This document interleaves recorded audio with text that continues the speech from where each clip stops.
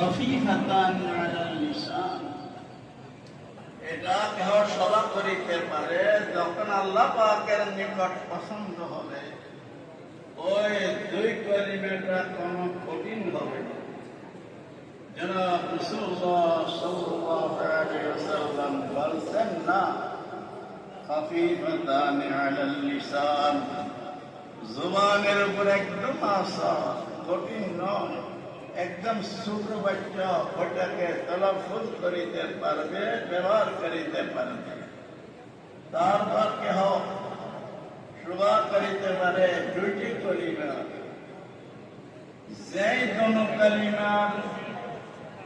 দোনো কালিমার তালাফুজ ইস্তেমাল একদম আসান, ওই দোনো কালিমার ফজিলত আর কত হবে, ওটা বারে আর কত হবে?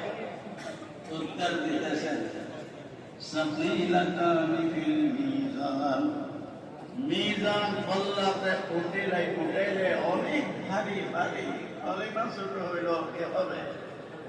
ওই দোনো কালিমা কি? সুবহানাল্লাহি ওয়া বিহামদিহি সুবহানাল্লাহিল আযীম। এবারে বলা সুবহানাল্লাহ।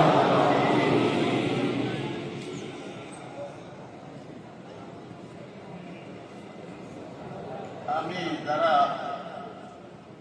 আমার কাছে বুখারী পড়ছ, তারাকে আমি বুখারী শরীফ পড়ার অনুমতি দিলাম।